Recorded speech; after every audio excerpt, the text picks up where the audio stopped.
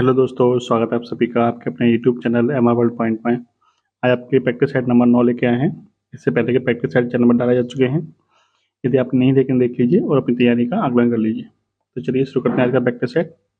देखिए, पहला क्वेश्चन दिया है, एक कॉलेज में लड़के तथा लड़कियों का अनुपात 3:2 है। यदि इनमें से 20% लड़के तथा 25% लड़कियां वयस्क हों तो अवयस्क विद्यार्थी कितने प्रतिशत हैं, ये आपको निकालना है। देखिए कैसे सॉल्व करते हैं इसको। देखिए, लड़के और लड़कियों का अनुपात क्या दे रखा है आपको, लड़के और लड़कियों का अनुपात दे रखा है 3:2। ठीक है, तो आप इसको मान सकते हो कि 3:2 का मान सकते हो, इसको 300 मान सकते हो, इसको मान सकते हो आप 200। मान लीजिए कि जो टोटल लड़के हैं वो 300 हैं और टोटल लड़कियां कितनी हैं तो 200 हैं। कुल मिला के जो विद्यार्थी हैं वो कितने हो गए, 300 + 200 यानी कि 500। क्लियर। अब आपसे बोला है कि जो लड़के हैं, लड़कों में से 20% लड़के क्या हैं, वयस्क हैं। जब 20% लड़के वयस्क हैं तो 80% क्या कौन होंगे, अवयस्क होंगे। यानी लड़कों का 300 का 80% कितना हो जाएगा, 300 का 80% हो जाएगा 8 × 24 यानी कि 240। 240 लड़के क्या होंगे, अवयस्क होंगे। ऐसे ही लड़कियां कितने परसेंट वयस्क हैं, 25%। इसका मतलब 200 का 75%। ठीक है, ये 75 और ये 80 कैसे आया, 100 माइनस करके। 100 में से 20 माइनस कर देंगे तो 80 आएगा, 100 में से 75 माइनस कर देंगे तो 100 में से 25 माइनस कर देंगे तो 75 आएगा। ठीक है, तो 200 का 75% कितना होता है, 150। इसका मतलब 240 लड़के क्या हैं, अवयस्क हैं, और 150 लड़कियां क्या हैं, अवयस्क हैं। आपसे पूछा अवयस्क विद्यार्थी, विद्यार्थियों में क्या लड़के लड़कियां दोनों शामिल होते हैं। इसका मतलब कितने बच्चे अवयस्क हो गए, तो 240 + 115 कितने हो जाएंगे, ये हो जाएंगे आपके 240 + 115, ये हो जाएंगे आपके 390। ठीक है, कितने जाएंगे, 390। इसका मतलब 390 बच्चे क्या हैं, अवयस्क हैं। अब आपसे पूछे कितने परसेंट, तो परसेंटेज कैसे निकालेंगे। तो 390 बच्चे क्या हैं, अवयस्क हैं। कितने में से, तो टोटल बच्चे कितने थे, 500 गुणा कर देंगे 100 का। ठीक है, 0 से 0 खत्म, 5 से कटेगा आपका ये, कितना कटेगा, तो 78 बार। ठीक है, तो कितने बच्चे अवयस्क परसेंटेज में हो गए, तो 78%, ऑप्शन नंबर ए। नेक्स्ट देखिए, 58241 में कौन सी संख्या जोड़ी जाए कि प्राप्त संख्या 9 से पूर्णतः विभाजित हो जाए। तो ऐसी इसमें क्या संख्या जोड़ना है कि 9 से पूरा कट जाए। तो 9 से विभाजित का नियम क्या कहता है कि यदि संख्या के अंकों का योग 9 से विभाजित है तो संख्या भी 9 से विभाजित हो जाएगी। तो देखिए, इसके अंकों का योग कितना हो गया, 5 और 8 13, 2 15, 15 और 4 19 और 1 20। यानी अब 20 में हम क्या जोड़ते हैं कि हमें ये संख्या 9 से विभाजित हो जाए। तो हम 20 में क्या जोड़ेंगे, तो 20 हम जोड़ देंगे एक्स के पर कितना रखते हैं, तो एक्स पर रखते हैं हम 7। 20 और 7 27, 27/9 यानी कि पूरा पूरा विभाजित हो जाएगा। तो हम इस पूरी संख्या में हम क्या जोड़ देंगे, तो इस पूरी संख्या में हम 7 जोड़ देंगे। क्लियर। अगला प्रश्न देखिए, जूही किसी कार्य को 6 दिनों में कर सकती है, जूही और कृष्णा उसी कार्य को 4 दिनों में कर सकते हैं। कृष्ण को अकेले उस कार्य को करने में कितना समय लगेगा। देखिए, जूही कितने दिन में कर रही थी, 6 दिन में, और जूही प्लस कृष्णा कितने दिन में कर रहे थे, तो 4 दिन में कर रहे थे। ठीक है, अब देखिए 6 और 4 का एलसीएम हमने मान लिया कितना हो गया, 12। टोटल काम हमने मान लिया 12। तो जूही अकेले 6 काम कर रही थी, सॉरी, हाँ, जूही कितने दिन में कर रही है, 6 दिन में, और जूही प्लस कृष्णा कितने दिन में कर रहे हैं, 4 दिन में। तो हमने टोटल काम मान लिया कितना है, 12। यदि जूही 6 दिन में 12 काम करे तो एक दिन में कितना काम करेगी, 2 काम। और जूही प्लस कृष्णा 4 दिन में 12 काम करें तो एक दिन में करेंगे 3 काम। ठीक है, तो जूही और कृष्णा एक दिन में 3 काम कर रहे हैं, जिसमें से जूही अकेले कितना काम कर रही है, एक दिन में 2 काम। तो कृष्णा का एक दिन का काम कितना हो गया, तो कृष्णा का एक दिन का काम हो गया 3 - 2 यानी कि 1। यानी कृष्णा एक दिन में 1 काम कर रहा है। ठीक है, आपसे पूछा है कृष्ण को अकेले उस कार्य को करने में कितना समय लगेगा।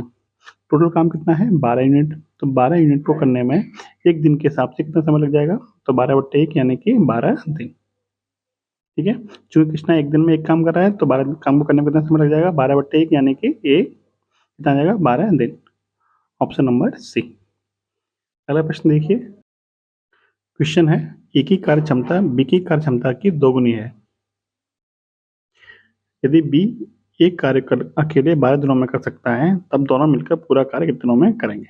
देखिए, 2 व्यक्ति हैं ए और बी, ए की जो कार्य क्षमता है वो बी की दोगुनी है। ठीक है, ए और बी क्या है, 2 व्यक्ति हैं। तो इनकी क्षमता को जो अनुपात दे रखा है ए की कार्य क्षमता बी की 2 गुनी, यानी ये 2 काम कर रहा है तो ये कितना काम करेगा, ये 1 काम करेगा, ठीक है, क्योंकि बी की 2 गुनी है। तो इनके द्वारा जो समय लिया गया है वो समय का अनुपात क्या होता है, क्षमता का उल्टा होता है, यानी 1:2। यानी यदि इनकी क्षमता का अनुपात 2:1 है तो इनके द्वारा लिए गए समय का अनुपात क्या हो जाएगा, 1:2, ठीक है। लेकिन वो कह रहा है कि बी एक कार्य का अकेले 12 दिनों में कर सकता है, लेकिन बी के द्वारा समय कितना लिया जा रहा है, 2 यूनिट, एक्चुअल में कितना लिया जा रहा है, तो 12 दिन। तो 2 यूनिट की वैल्यू कितनी होगी, 12 दिन। तो 1 यूनिट की वैल्यू कितनी जाएगी यहाँ से, 12/2 यानी कि 6 दिन। और 1 यूनिट किसके द्वारा समय लिया जा रहा है, तो ए के द्वारा 1 दिन यूनिट का समय लिया जा रहा है। इसका मतलब एक पूरा काम कितने दिन में कर देगा, तो 6 दिन में पूरा काम कर देगा, ठीक है। अब पूरा काम है कितना, तो पूरा काम कितना मानते हैं हम, दिन के समय का जो एलसीएम होता है उसी को तो पूरा काम मानते हैं। तो 6 और 12 का एलसीएम कितना हो जाएगा, 12, यानी टोटल काम कितना है, टोटल काम है 12। और दोनों के द्वारा एक दिन में कितना काम किया जा रहा है, तो दोनों के द्वारा एक दिन में काम किया जा रहा है। 2 काम ए के द्वारा किया जा रहा है और 1 काम बी के द्वारा किया जा रहा है। इसका मतलब दोनों के द्वारा एक दिन में जो काम किया जा रहा है वो कितना किया जा रहा है, 3 यूनिट। लेकिन टोटल काम कितना है, टोटल काम है 12 यूनिट। तो पूरा काम करने में दोनों कितना समय लगेगा, तो 12/3 यानी कि 4 दिन, ठीक है। Option number D. नेक्स्ट देखिए, किसी संख्या को 2 गुना करके उसमें 9 जोड़ा जाता है, इस प्रकार प्राप्त संख्या का 3 गुना 75 के बराबर है, तो वो संख्या क्या है। देखिए, कोई संख्या हमने x मान ली, उसका 2 गुना करके उसमें कितना जोड़ा जाता है, 9। तो इस प्रकार प्राप्त संख्या कितनी है, तो 75 है। तो यहाँ से हम x की वैल्यू कितनी निकाल सकते हैं, 9 इधर जाएगा, घटेगा कितना जाएगा, 66। तो x बराबर, देखिए यहाँ थोड़ा मिस्टेक है, यहाँ देखिए इस पर बोला इस प्रकार प्राप्त संख्या का 3 गुना, यानी इसका भी कितना गुना, तो इसका भी 3 गुना किसके बराबर है, तो 75 के बराबर है। तो 3 का इधर गुना हो रहा है तो इधर जाएगा भाग हो जाएगा, तो 2x प्लस के 9 बराबर कितना मिल जाएगा, 75/3 यानी कि 25। अब 9 प्लस का इधर जाएगा माइनस का हो जाएगा, तो यहाँ से 2x बराबर कितना मिल जाएगा, 25 माइनस के 9 यानी कि 16। तो यहाँ से हमें x बराबर मिल जाएगा 16/2 यानी कि 8। इसका मतलब हमारी संख्या कितनी होगी, तो हमारी संख्या होगी हमारी 8, ऑप्शन नंबर सी। क्लियर। अगला प्रश्न देखिए, 10 वर्ष पहले नम्रता की आयु दिव्या की आयु की आधी थी, यदि आज दोनों की आयु का अनुपात कितना है, 3:4 है, तो उनकी वर्तमान आयु का योग बताइए। देखिए देखिए 10 वर्ष पहले जो दिव्या है, एक क्या है, नम्रता। जो नम्रता की आयु थी वो दिव्या की आधी थी, यानी इसकी 2 यूनिट थी, तो इसकी कितनी हो जाएगी, 1 यूनिट हो जाएगी। कब, 10 वर्ष पहले, ठीक है। ये क्या है, 10 वर्ष पहले की बात चल रही है, ठीक है।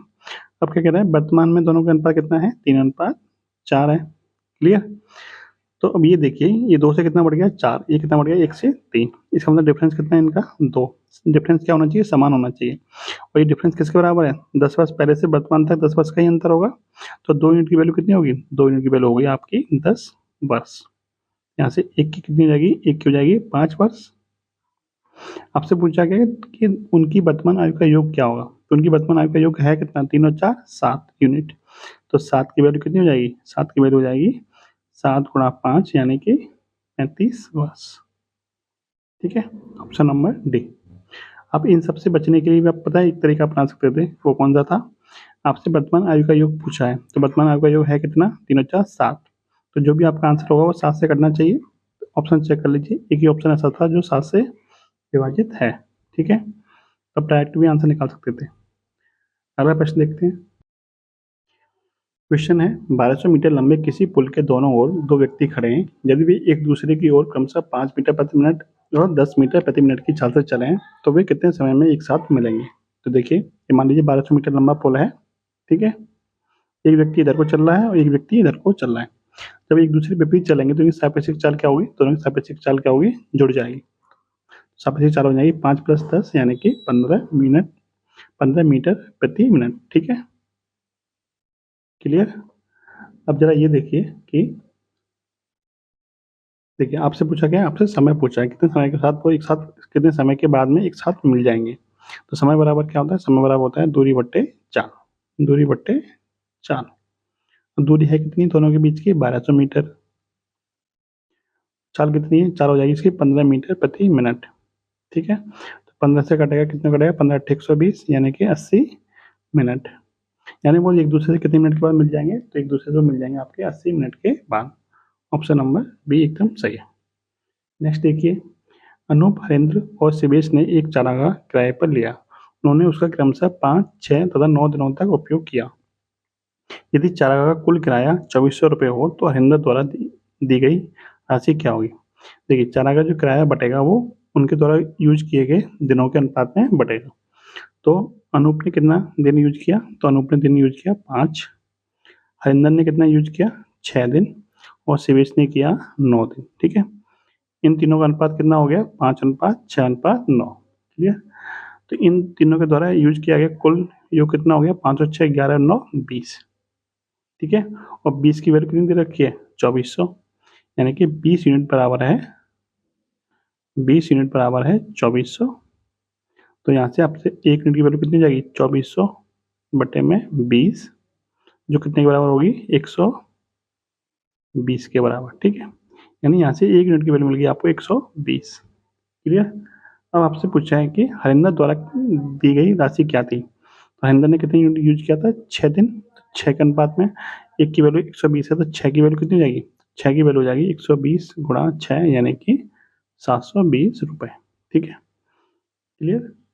साफ साफ दिख रहा होगा आपको, कोई दिक्कत नहीं है। ठीक है, यानी जिस अनुपात में उन्होंने यूज किया है चारागाह को, उसी अनुपात में इनका क्या होगा? किराया बढ़ जाएगा। ठीक है, 5:6:9, तो 9 अच्छे 15 5 20, 20 यूनिट की वैल्यू कितनी है? 2400। 1 की वैल्यू कितनी जाएगी? 2400 बट्टे 20, यानी कि 120। 1 की 120 है, हरिंदर ने कितना यूज किया? 6 दिन। 6 का गुणा कर देंगे 120 से, यानी कि 720 रुपये। ठीक है, अगला क्वेश्चन देखिए। देखिए, ये क्वेश्चन है आपका सिंप्लीफिकेशन का। 99 सही 1/7, 99 सही 2/7, 99 सही 3/7 और 99 सही 4/7, इस तरह से दे रखा है यहाँ तक।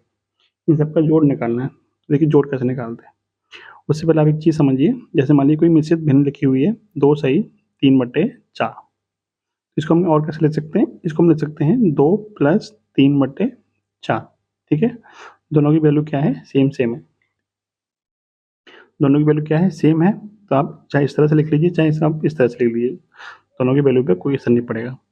अब चूंकि ये इस तरह से लिखी हुई है, तो इसको हम किस तरह से लिखेंगे? इस मेथड से लिखेंगे तो आपको इस क्वेश्चन को करने में आसानी हो जाएगी। देखिए, पहली संख्या लिखिए 99 सही 1/7, इसको लिख सकते हैं 99 + 1/7। ऐसे हम इसको लिखेंगे 99 + 2/7, 99 + 3/7 और 99 + 4/7, 99 + 5/7 और 99 + 6/7। ठीक है, 99 कितनी बार आया? 1 2 3 4 5 6 बार आया। इसका मतलब इन 99 को जोड़ेंगे तो इनका जोड़ कितना जाएगा? 99 गुणा 6 प्लस 1/7, 2/7, 3/7, 4/7, 5/7 और 6/7। जब इन सबको जोड़ेंगे तो इनका बेस तो समान है, ऊपर वाली संख्या जुड़ जाएगी सीधे सीधे। तो 1 से लेके 6 तक की संख्या का जोड़ कितना होता है? 1 से लेके 6 तक की संख्या का जोड़ होता है तो 21। क्लियर? तो 7 से 21 कितने का कटेगा? 3। इसका मतलब कुल योग कितना आ गया? तो 99 में जब 6 का गुणा करेंगे कितना आएगा? तो 99 में 6 का गुणा करेंगे तो ये आएगा आपका 594। क्लियर? प्लस 3 इसको यहाँ से मिल गया, कितना हो जाएगा ये? 597। क्लियर? इस पूरे समीकरण का योग कितना आ गया? 597, ऑप्शन नंबर डी। ठीक है, आपको साफ दिखाई दे रहा होगा, कोई समस्या नहीं है। अगला प्रश्न देखते हैं। देखिए, क्वेश्चन है, दो संख्याओं को 33 से अलग भाग देने पर शेषफल क्रमशः 21 और 28 प्राप्त होते हैं। यदि उन संख्याओं के योगफल को 33 से भाग दिया जाए तो शेषफल क्या प्राप्त होगा? देखिए, कैसे निकालेंगे?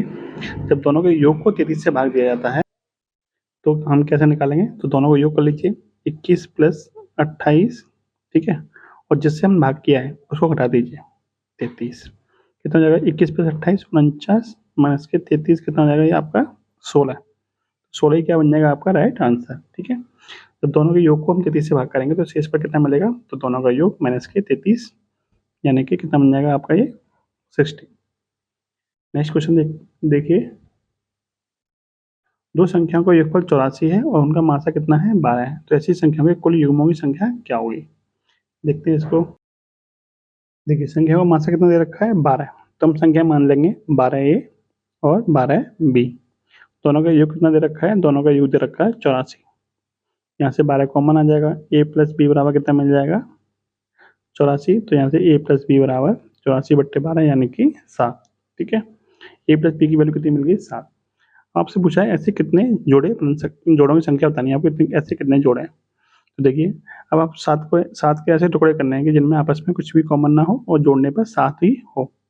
तो 1 और 6, 2 और 5, 3 और 4, ऐसे कितने जोड़े संभव हैं? तो ऐसे 3 जोड़े संभव हैं।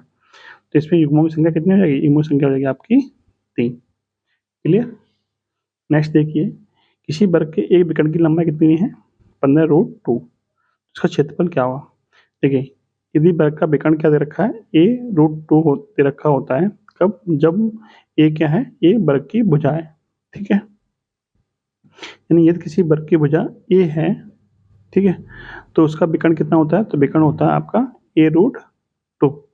इसका मतलब जो आगे दे रखा होता है √2 से पहले, वो क्या होती है? वो वर्ग की भुजा होती है। तो इसकी तुलना जब हम a√2 से करेंगे तो a बराबर कितना मिल जाएगा यहाँ से? 15। इसका मतलब वर्ग की भुजा कितनी होगी? वर्ग की भुजा निकल के आ गई 15। आपसे पूछा है कि उसका क्षेत्रफल क्या हुआ? तो वर्ग का क्षेत्रफल क्या होता है? ए स्क्वायर। ए स्क्वायर मतलब 15 का स्क्वायर यानी कि 225। तो उस वर्ग का क्षेत्रफल कितना हो गया? उस वर्ग का क्षेत्रफल हो गया 225 वर्ग सेंटीमीटर। क्लियर? नेक्स्ट प्रश्न देखते हैं। क्वेश्चन है, किसी तांबे के तार को जब एक वर्ग के आकार में मोड़ा जाता है तो वह 121 वर्ग सेंटीमीटर क्षेत्रफल वाले क्षेत्र को घेरता है। यदि उसी तार को एक वृत्त के आकार में मोड़ा जाता है तो तार द्वारा घेरे गए क्षेत्र का क्षेत्रफल बताइए। देखिए, मान लीजिए पहले कोई एक तार था जो वर्ग के आकार में था। ठीक है, इसका क्षेत्रफल कितना है? 121 वर्ग सेंटीमीटर। चूंकि वर्ग का आकार है तो इसका क्षेत्रफल कितना है? 121 सेंटीमीटर स्क्वायर। तो वर्ग की बजाय यदि हम ए मान लें तो ए स्क्वायर बराबर कितना हो जाएगा? 121। तो यहाँ से ए बराबर कितना मिल जाएगा? 11। ठीक है, यानी इसकी भुजा कितनी मिल गई? 11। इसकी परिमाप कितनी हो जाएगी? तो परिमाप बराबर होता है, परिमाप बराबर 4 इंटू भुजा यानी कि 4 इंटू 11 यानी कि 44। क्लियर? यानी इस जो वर्ग है उसकी परिमाप कितनी होगी? 44। चूंकि ये वर्ग किससे बना हुआ है? तार से। इसका मतलब पूरे तार की लंबाई कितनी होगी? 44 सेंटीमीटर। अब इस तार को मोड़ के क्या बना दिया है? एक वृत्त बनाया जाता है इस तरह से गोल गोल। अब दोनों ही कंडीशन में क्या है? तार की लंबाई तो समान ही रहेगी। इसी तार को मोड़ के वर्ग बनाया जाता है, इसी तार को मोड़ के वृत्त बनाया जाता है, तो दोनों ही कंडीशन में तार की लंबाई समान रहेगी। अब ये जो तार इस तरह से मोड़ा जाता है, अब इस तार ने किसका रूप ले लिया? वृत्त का रूप ले लिया। तो ये जो पूरी लंबाई है ये वाली, ये क्या है? ये वृत्त की परिधि होगी। परिधि किसके बराबर होती है? 2πr के बराबर होती है, नहीं होती है? वृत्त की परिधि होती है 2πr। कब? जब इसकी त्रिज्या कितनी हो? r हो। ठीक है, अब ये 2πr किसके बराबर निकल के आई थी? 44 के बराबर। बस यहाँ से आपको क्या करना है? r की वैल्यू निकालनी है। तो 2 गुणा पाई की वैल्यू कितनी दे रखी है? 22/7 गुणा r बराबर 44। तो 22 दूनी 44, 44 से ये वाला 44 एक बार कटेगा, 7 इधर जाएगा तो 7 एकम 7। यहाँ से r बराबर कितना मिल गया आपको? 7 सेंटीमीटर। ठीक है, कोई दिक्कत नहीं यहाँ तक। अब आपसे पूछा है कि वर्ग का क्षेत्रफल बताइए, सॉरी जो क्षेत्र घेरा गया है इसके द्वारा, इसका क्षेत्रफल बताइए। तो वृत्त का क्षेत्रफल क्या होता है? वृत्त का क्षेत्रफल होता है पाई r स्क्वायर। ठीक है, पाई r स्क्वायर। और पाई की वैल्यू कितनी होती है? 22/7। आर कितना निकल के आया था? आर निकल के आया था 7। तो 7 गुणा 7, 7 से 7 खत्म। 22 कितना होता है? 154 सेंटीमीटर स्क्वायर। ये क्या निकल के आ गया आपका? वृत्त का क्षेत्रफल। ऑप्शन नंबर ए क्या हो जाएगा आपका? एकदम सही। नेक्स्ट देखिए, ए बी का अनुपात दे रखा है इतना, बी सी का दे रखा है, सी डी का दे रखा है और डी ई का दे रखा है। आपको सबका मिक्स अनुपात पूछा है। मिक्स अनुपात कैसे निकालते हैं? देखिए, 5 एलिमेंट दे रखे हैं, ए बी सी डी और ई। ठीक है, इन सबका संयुक्त अनुपात निकालना है आपको। ए और बी का दे रखा है 1 और 2, बी और सी का दे रखा है 3 और 4, सी और डी का दे रखा है 6 और 9 और डी और ई का दे रखा है 12 और 16। ठीक है, ठीक है, क्लियर? ये इसका ज्वाइंट संयुक्त अनुपात कैसे निकालते हैं? अब जहाँ जहाँ गैप रह गया उसको सामने वाली संख्या से भर दीजिए। जैसे यहाँ पे गैप है 2, इसके नीचे भी नहीं है तो इस 2 से भर दीजिए। यहाँ 4 है तो यहाँ 4 कर दीजिए, यहाँ 4, यहाँ पे है तो यहाँ 9 कर दीजिए, यहाँ 3 है तो यहाँ 3 कर दीजिए, यहाँ 6 है, यहाँ पे भी 6 कर दीजिए, यहाँ 12 है, यहाँ पे 12 है और यहाँ पे भी 12 है। अब इनका संयुक्त अनुपात कैसे निकालेंगे? देखिए, ये सब क्या है? अनुपात में है। क्लियर? अब क्या करिए, इनका आपस में गुणा कर दीजिए। कैसे करना है, ऊपर से नीचे को गुणा करना है। तो करिए, देखिए 1 तिया 3, 3 छक्के 18, 18 इंटू 12 कितना होता है, 18 इंटू 12 होता है 180 और 36 216, कितना होता है 216। ठीक है, अनुपात करिए। अब इसका गुणा करिए, 3 2 तिया 6, 6 छंग 36, 36 इंटू 12 कितना होता है 432। ऐसे इसका निकालेंगे। 12 छंग 72, 72 दूनी 144, 144 इंटू 4 कितने होते हैं, तो 144 इंटू 4 होते हैं आपके 14 चौका 56, 560 और 4 दूनी 8, 568। ठीक है, फिर ऐसे इसका गुणा करेंगे। तो 12 नंबर 108, 108 दूनी 216, 216 इंटू 14 कितने होते, 4 कितने होते हैं 864। और ऐसे इसका निकालिए। 16 नंबर 144, 144 चौका कितना था, अभी यहाँ निकल के आया था 144 चौका कितना निकल के आया था 568 निकल के आया था। देखिए 16 नंबर 144, 44 दूनी सॉरी 16 नंबर 144, 144 चौका 568, 500 144। देखिए यहाँ पे थोड़ा मिस्टेक है, ये होता है आपका 576। ठीक है 576। इससे आपको एक शॉर्ट ट्रिक और बताऊंगा मैं, भी रुक जाइए। 576 हो गया। अब 16 नंबर 144, 144 इंटू 4, 576, 576 दूनी कितने होते हैं, तो ये होता है आपका 1152।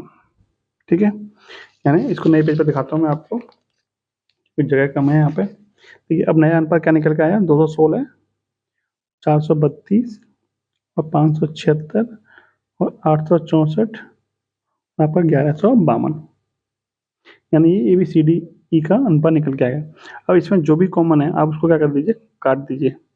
कैसे काट सकते हो आप इसको, तो आप देखिए 36 से आप काट सकते हैं इसको। कितने से काट सकते हो आप इसको, देखिए इसको आप डायरेक्ट 72 से काट दीजिए। 72 से काटेंगे आप, ये कटेगा 3 बार, 72 से कटेगा आपका 6 बार, 72 से 8 बार, 72 से 12 बार और 72 से आपका ये 16 बार, यानी 4 5 होगा। यानी ABCDE का संयुक्त अनुपात कितना आ गया, संयुक्त अनुपात निकल के आ गया इनका 3 6 8 12 और 16। ठीक है, देखिए यहाँ पे कैलकुलेशन आपकी क्या होगी, लंबी होगी। ठीक है, तो आपको इस कैलकुलेशन से बचने के लिए आपको क्या करना पड़ेगा, इसका एक शॉर्ट तरीका बताता हूँ मैं आपको। देखिए देखिए जो संख्या ये लिखी हुई थी यहाँ तक, इसके ऊपर ऊपर वाली, तो मैंने आपको अलग से लिख लिया। ठीक है, यानी आपको यहाँ तक तो ये करना ही पड़ेगा। उसके बाद कैलकुलेशन से कैसे बचा जा सकता है वो आपको मैं बताता हूँ। ठीक है, देखिए अब कैसे बच सकते हैं कैलकुलेशन से, तो देखिए इनमें आपस में जो भी कॉमन है, यानी इस लाइन में, इन लाइनों में आपस में जो भी कॉमन है उनको क्या कर दीजिए, काट दीजिए। ठीक है, आपस में जो भी कॉमन है उनको काट दीजिए। देखिए इस लाइन में 2 है, इसमें 2 है, इसमें 2 है, इसमें भी 2 है, इसमें भी क्या है 2 है, तो 2 से काटेंगे कितने को कटेगा 3 बार। तो ये क्या है, ये सारे के सारे 2 क्या हो जाएंगे आपके, खत्म हो जाएंगे। अब देखिए इस लाइन में 3 है, यहाँ पे इसमें भी 3 है, इसमें भी यहाँ पे 3 है, यहाँ पे भी 3 है, यहाँ पे भी 3 कर सकते हो। देखिए ये वाला 3 खत्म, ये वाला 3 खत्म, इस 3 से कटेगा 2 बार, इस 3 से कटेगा ये 3 बार, इस 3 से कटेगा आपका ये 3 बार। क्लियर। अब देखिए इस लाइन में 4 है, यहाँ पे 4 है, यहाँ पे भी 4 है, 4 से काटे इसको 3 बार, 4 से कटेगा ये आपका 3 बार, 4 से ये वाला 4 खत्म, ये वाला 4 खत्म, ये वाला 4 भी खत्म। ठीक है, अब देखिए यहाँ पे 3 है, यहाँ पे भी 3 है, यहाँ 3 है, यहाँ 3 है ये आपका, तो इस वाले 3 से ये वाला 3 खत्म। ठीक है, 3 से कटेगा ये 4 बार, 3 से ये वाला 3 खत्म, ये वाला 3 भी खत्म। क्लियर। अब क्या क्या बच गया आपका, यहाँ 3 बच गया, यहाँ 6 बच गया, यहाँ आपका 8 बच गया, यहाँ आपका 12 बच गया, यहाँ आपका 16 बच गया। देखिए 3 एकम 3, 6 एकम 6, 2 चौक 8, 12 एकम 12 और 16 के 16। देखिए यही आपका अनुपात निकल के आ गया। कितना निकल गया, 3 6 8 12 16, 3 6 8 12 16। तो ये भी आपका क्या हो जाएगा, शॉर्ट तरीका। आपको ये लंबा गुणा करने की जरूरत नहीं पड़ेगी, जो भी कॉमन हो उनको काट लीजिए। ठीक है, चलिए अब अगला प्रश्न देखते हैं। देखिए क्वेश्चन है, किसी खिलौने के अंकित मूल्य पर 10% का बट्टा देने से दुकानदार को 20% का लाभ होता है। यदि उसने 20% का बट्टा दिया होता तो उसका लाभ परसेंट कितना था। देखिए देखिए आपने एक क्वेश्चन फॉर्मूला पढ़ा होगा, CP/MP बराबर 100 माइनस के डिस्काउंट परसेंटेज अपॉन में 100 प्लस के प्रॉफिट परसेंटेज। CP क्या है? क्रय मूल्य, MP क्या है? अंकित मूल्य, D परसेंट मतलब छूट परसेंटेज, P परसेंट मतलब लाभ प्रतिशत। तो देखिए CP अपॉन MP बराबर मिल जाएगा आपको 100 माइनस के छूट कितनी दे रखी है? 10% की, और लाभ कितना कमा रहा है? तो 20% का। क्लियर? तो ये हो जाएगा आपका 90 बटे में 120, यानी CP अपॉन MP यहाँ से मिल गया आपको 90 बटे में 120। क्लियर? अब आपसे बोला कि यदि उसने 20% का बट्टा दिया होता, इसका मतलब क्या है? CP अपॉन MP का, यदि आपका CP कितना है? 90 है, तो MP कितना होगा? आपका 120। अब 20% का बट्टा देने की बात कर रहा है, तो बट्टा किस पे दिया था? अंकित मूल्य पे। यानी यदि हम 120 पे 20% का बट्टा दे रहे हैं, तो हमें वो कितने में मिलेगी चीज़? तो देखिए 12 दूनी 24, यानी कि 24 रुपये की वो क्या है? छूट दे रहा है। तो 120 रुपये पे 24 रुपये की छूट दे रहा है, तो बेची कितने में जा रही होगी? तो वो बेची जा रही होगी 120 माइनस के 24, यानी कि 96 रुपये की। क्लियर?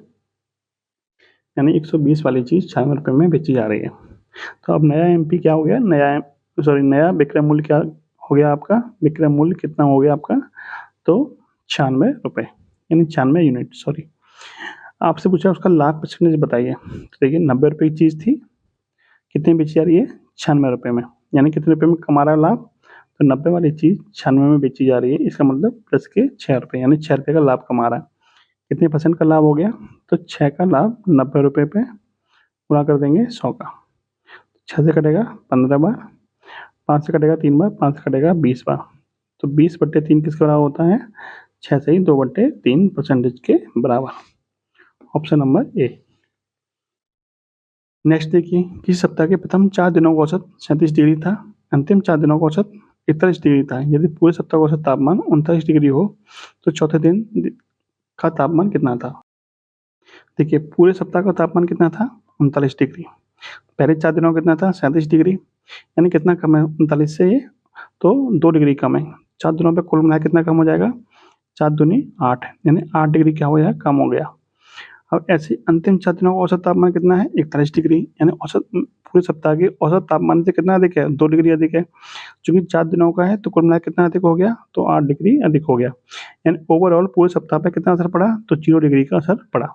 इसका मतलब जो चौथा दिन था, ठीक है, जो दिन दोनों में कॉमन था, उसका तापमान कितना होगा? जितना उसका पूरे का औसत तापमान होगा, उतना ही उसका क्या होगा? चौथे दिन का तापमान होगा।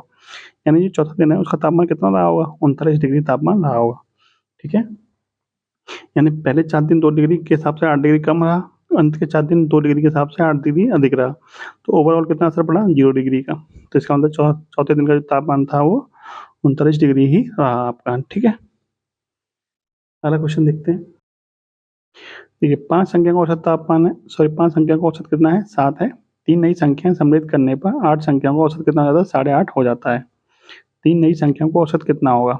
देखिए यदि मान लीजिए जो 3 नई संख्याएं सम्मिलित की गई हैं, उनका तापमान भी कितना रहता? औसत के बराबर ही रहता। ठीक है, साथ साथ ही रहता। तो हमारे पूरे औसत पर कोई फर्क नहीं पड़ता। लेकिन क्या हुआ है कि जो 3 नई संख्याएं सम्मिलित हुई हैं, उनका तापमान औसत से क्या है? सॉरी तापमान तो है नहीं इसमें, सॉरी। हाँ, जो 5 संख्याओं का औसत क्या है? 7 है, और 3 नई संख्याएं सम्मिलित करने पर 8 संख्याओं का औसत कितना हो जाता है? 8.5 हो जाता है। तो मैं आपको ये बताने वाला था कि जो 3 नई संख्याएं, यदि उनका वो कितनी कितनी की होती हैं? 7-7 की होती हैं, तो हमारा जो औसत है उस पर कोई फर्क नहीं पड़ता। लेकिन जो संख्याएं हैं वो 7 से अधिक हैं, जिसकी वजह से क्या है?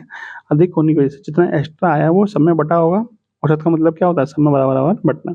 तो बराबर बराबर बटने की वजह से कितना जो एवरेज है वो कितना बढ़ गया? तो वो 8.5 हो गया। तो कितने की वृद्धि हुई है? तो 1.5 की वृद्धि हुई है, यानी 7 था 8.5 हो गया, यानी कि 1.5 की वृद्धि हुई है। कितने में वृद्धि हुई है?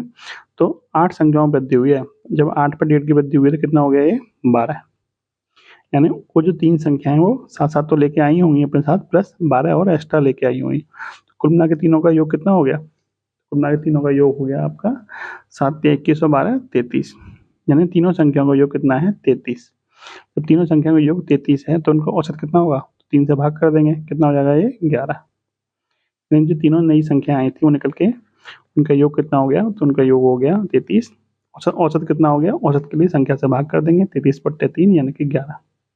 क्लियर? इसका एक तरीका और है, हो सकता है आपको ये तरीका समझ में नहीं आया हो। देखिए 5 संख्या का औसत कितना है? 7, तो इनका योग कितना हो जाएगा? 5 सत्ते 35, और 8 संख्याओं का योग कितना है, सॉरी औसत कितना है 8.5, तो इनका योग कितना हो जाएगा 8 गुणा 8.5 यानी कि कितना हो जाएगा 67, सॉरी 68, कितना हो जाएगा 68। तो 3 संख्याओं का योग कितना हो गया 68 माइनस के 35 यानी कि 33।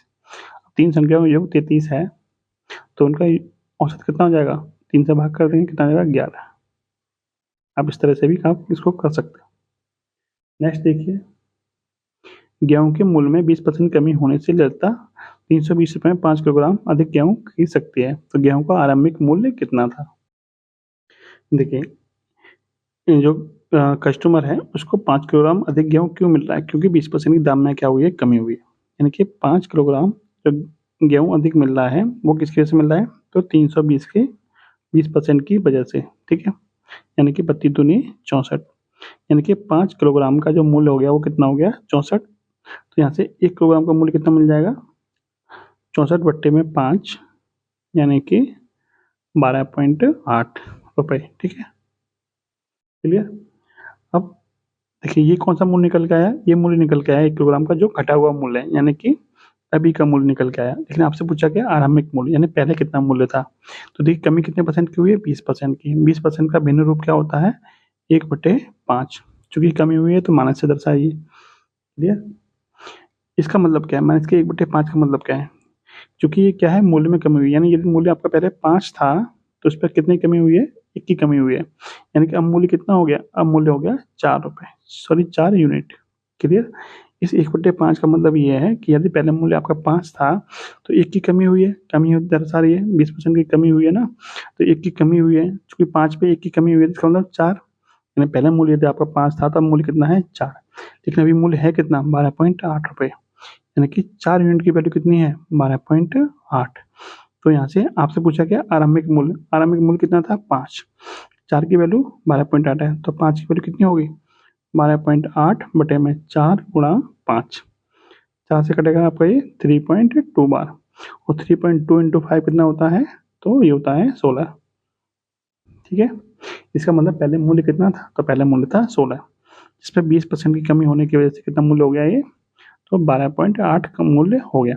16 का 20% निकालोगे कितना आएगा 3.2 आएगा, 3.2 कमी कर दोगे कितना आ जाएगा 12.8, ठीक है। अगला क्वेश्चन देखिए, देखिए सारणी दी हुई है, दी गई सारणी का अध्ययन उस पर आधारित प्रश्नों का उत्तर दीजिए। 5 वर्षों में 5 बुक क्लबों में सदस्यों की संख्या दिखाई गई है। ये बुक क्लब है, ये क्या है साल है, ठीक है। अब क्वेश्चन पर नजर डालते हैं। देखिए क्वेश्चन में क्या कह रहा है आपको, वर्ष 2006 में बुक क्लब ओ और पी के कुल सदस्यों की संख्या वर्ष 2008 में बुक क्लब एम तथा एन की कुल सदस्यों की संख्या के बीच कितना अंतर है। तो एक तो 2006 का पूछा है, 2008 का, ओ और पी का, ठीक है। तो वर्ष 2006 में ओ और पी का कुल योग कितना हो जाएगा 121 प्लस 147, ठीक है। 121 प्लस 147 कितने होते हैं 268, यानी ओ और पी का कुल योग कितना हो गया 268। 2008 में बुक क्लब एम और एन, 2008 में एम और एन, एम कहाँ है ये और एन कहाँ है ये, यानी 169 और 205 कितने होते हैं, ये होते हैं आपके 374, ठीक है 374।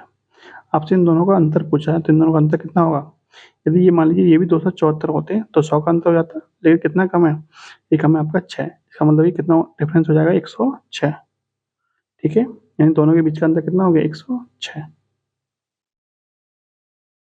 अगला प्रश्न देखते हैं, देखिए क्या है प्रश्न। 2007 में बुक क्लब एम एन और क्यू में सदस्यों की औसत संख्या कितनी थी। 2007 में देखिए एम एन और क्यू,